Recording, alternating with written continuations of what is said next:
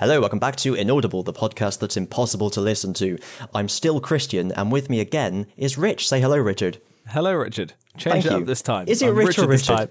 We discussed this last time. We just don't know. We just don't know. It is one of the things we shall never indeed know. Exactly. How are you keeping? Fairly well. I think I'm coming down with a cold, so my throat is a little bit scratchy, but on the whole, nightmare. I know, especially when we've got to do this. You know the trick for colds and not getting them. Don't go outside and talk to people? There is that. But if you must, try vitamin D supplements. Oh, my voice went then. Vitamin D supplements, yeah. I got myself some from Holland & Barrett, and basically around this time of year when the days start to get shorter, we don't actually get enough vitamin D because we spend all our days inside, whereas obviously we evolved being outside a lot of the day. This is true. So, given how I'm pretty much a troglodyte anyway. So yeah, exactly. So like during the summer, if you just kind of like going to and from work, you generally get enough of it, and then you go out on the weekend and stuff like that. But at this time of year, you should take vitamin D supplements, and because it's vitamin D that is good for your immune system. Yeah, not vitamin C. I'll keep that in mind. Yeah, I spend a lot of my time indoors during the day anyway. So. That is yet another one of Kristian's tips, bringing pleasure to the masses. I've lost my... Kristian's tips. My favourite one... Is that an intentional innuendo or just a happy coincidence? Of course, intentional. My favourite one was when someone at work went skiing, and I said, let me give you one of Kristian's tips. Put sun lotion on behind your ears, because everyone forgets that. And he came back from the skiing holiday a little bit red, and I said to him, but did you get burnt behind your ears? And he went, no. And I just lifted up my finger and clicked the finger and went, Kristian's tips. It was like living in a TV show. It was brilliant. That sounds more like in a commercial. Like a commercial for like ear lotion or something like that. It's called Kristian's tips. You've given me disturbing thoughts, but I will keep them to myself. As one always does when thinking about your tips. Yes. Speaking of thank you. Speaking of my work, it's exciting times actually because we're moving offices. This week, yeah. So we're spending all our days packing things up. And they've given us these monstrous crates to put all our stuff in, and it's like when you go to the supermarket and you're only buying like 2 or 3 things, but they only have the big trolleys, and everything is like miles away down the bottom of it. It's a little bit stupid. Yeah, you keep your workspace fairly empty then, do you? Oh no, I've got a load of crap. But it's mainly like honestly, the crates they've given us are huge. We got given these crates first of all, and we thought they were huge, and that was when we factored in putting in all our personal effects and our computers into it. But then they bought some other crates for our computers, which are like twice the size of the first ones. It's a little bit silly. So now you've been inundated with boxes and not enough stuff to put in them. Exactly. Yeah. That's always the problem. I wish I had that problem. Right now I've got too much shit and not enough places to put it. It's only a problem I have at work, mind you. At home you're just like, yep, whatever. Yeah. And yeah, we've just got it's all changed. It's all changed at Shay Kristian's work because we've just got the place which you're not allowed to actually talk about what it is or where you're from. Yeah, well, I better not. Yeah, we've got rid of Microsoft Link and we're now using Skype for Business. So maybe next Thursday I could Skype you from my desk. I have right here. You hold in your hand a piece of paper. With my favourite films on it. Yes. Oh, yeah, I completely forgot we were going to do favourites. I did think about it briefly last Saturday when I was editing these. Let me write some things down whilst we're talking. Well, tell you what, how about I go through my list of films and you give me either your opinions or what you think they're about, if you don't know what they are. Okay. That sounds like a fun game. This could be a regular feature. There we go. Yes. Right, so the first 4 I've got are my actual top 4. Okay. I don't have top 5 because, tradition, and I can't decide on a 5th. Okay. Top 4. So, first, number 1, top of the list, Back to the Future Part 1. Yep, that's a solid choice. Yep. Second, I'm with you there. Scott Pilgrim versus the World. Yep, I'm with you there as well. Sounds good to me. Third Although, one, can I jump back? You're going way too fast. Oh, sorry. When you mentioned Back to the Future Part 1, I mean, would you not take Part 2 as part of that? All linking in together? Well, if you're going to do that, then you've got to take the trilogy, because they all flow into one another, don't they? I'm not too bothered about the third one. It's still pretty fun. Yeah. But I'm just on about, like, in terms of, it could stand by itself. It doesn't need part 2. So, like... Yeah, that's right, yeah, because obviously good, they hadn't planned part 2, had they, when they... No, exactly. Yeah. I mean, like, there are parts of part 2 which are excellent, like the bit of the dance where he's like performing on stage and doing the bit over the top as well. Yeah. That's pretty good. It's cool. It's a great trilogy. Absolutely. We shall never see his like again. Probably not. No, because hopefully they'll never remake the damn thing. Oh, they will. It's gonna happen at some point. Zemeckis said they will never remake it so long as his family hold the rights. Oh, okay, that's much better. Maybe it depends how much money they get offered. Hopefully there will never be a number high enough, because as far as I'm concerned, it is a perfect film. I think that is a fair assessment. Although no film is perfect. No film is without sin. Oh, don't even get me started on cinema sins. Oh. I have had a few choice words to shake my fist to that channel. Sure. You know when you say something and then your brain catches up? Yeah. Oh, man. Anyway, the list. What are your thoughts on Scott Pilgrim? Scott Pilgrim, I really like it because it's kind of like unashamedly just kind of really nerdy, isn't it? Absolutely. And that's obviously right up my alley and right up yours too. Absolutely. And did you ever read the graphic novels? No. No, the graphic novels were literally either the first or second thing I ever bought with my own money. Oh wow. So when I got a job, the first 2 purchases I made were the entire collection of Scott Pilgrim, the graphic novels, and Disturbed's album The Asylum. They were literally the first 2 things I ever bought with my own money that I earned from my own job. So, big Scott Pilgrim. That's a random bit of trivia, that, isn't it? Yeah. Do you know what? So how old were you when you first got your first payslip? God. Because did you work before because you went to uni? Did you work like during or before and stuff like that? Because I never got a job until I left uni. I had a job working in dry cleaners on the weekends. God, must have been about 2010. Oh, 7 years ago. I know, it's terrifying, isn't it? Yeah. Had the job for a year. That was hell. So I still wasn't used to getting up in the morning. So. Oh yeah, because a lot of people seem to remember what they bought with their first pay slip, and like I can't remember for the life of me. It was so long ago, back in the mists of time of January 2013, or I suppose it would have been February when I got the pay. Yeah. I think I just spent most of it on, I don't know, like food. Shopping. Yeah. Curse us being adults. Because like I was quite fortunate the way it was timed that what I'd had from my student grant of being at uni just ran out as soon as I got that first pay slip. So like I had nothing in the bank, and then the first pay slip came. So I didn't have to it all was quite well timed, I think. Not on purpose. Good. Very lucky. Yeah. So my number 3 is a bit of a curveball. Are these, sorry to interrupt, are these actually in order, or are they just your favourites? The first 4 are in order. Everything else is a free. So was Back to the Future your top? Absolutely. Yeah, okay. It's one that I just keep going back to thinking, yeah, I fucking love it. I just kept putting it higher and higher and higher, and it's just like, yeah. I mean, I'd have done it the other way around, to be honest, but whatever. How do you mean? Start with the least favourite and then work up, but well, the thing is, like, I've got number 3 is A Knight's Tale. Just ignoring that and moving on. Yeah, okay. Yeah, don't question my logic. Like, if there's one thing we've established in the years we've known each other, is that sensibility and logicness just goes out the window. That's very true. So because they aren't even words, but sensibility and logicness. Well, one of them is A Knight's Tale. It's funny you should. Yeah, it's funny you should say that. That's relevant to something I want to talk about later, but we'll save that for a later time. Yes.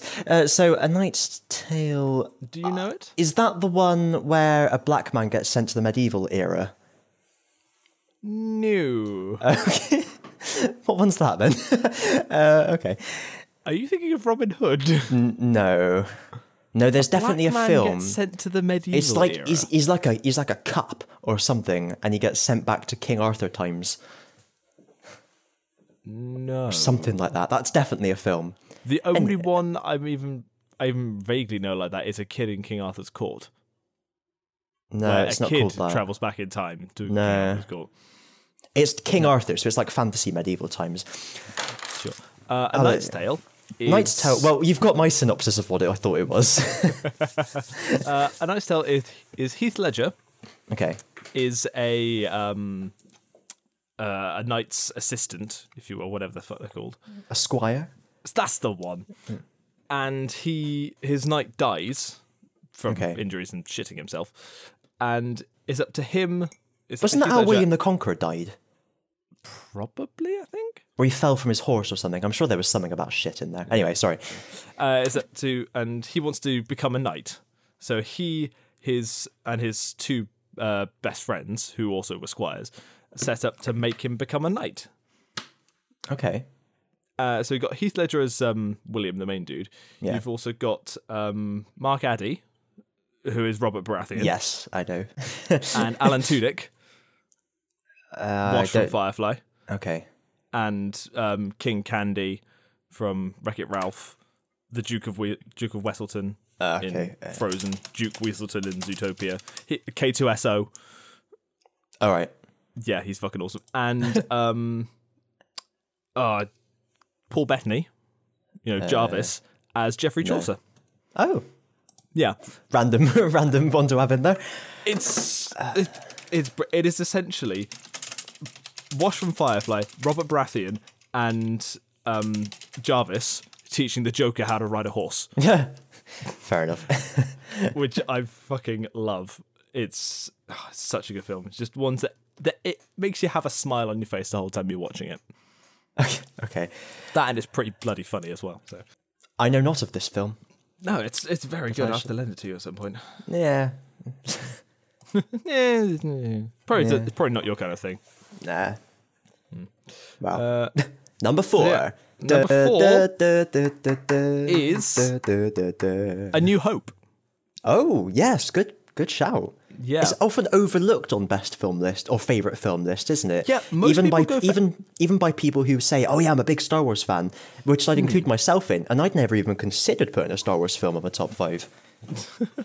Isn't that weird? Yeah, because there's like a fact of life. A lot of people go for Empire as their favorite.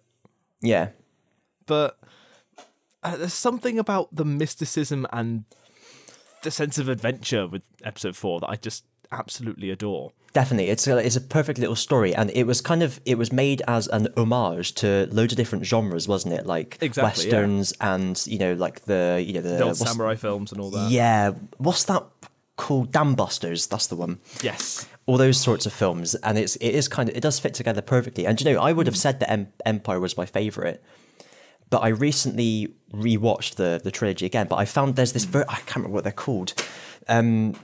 It's where someone took the original films, i.e. before they got buggered about, and sort of remastered the original films. So there's bits where like the side of a cockpit looks see-through because they didn't do the graphics properly, and they fixed that kind of thing.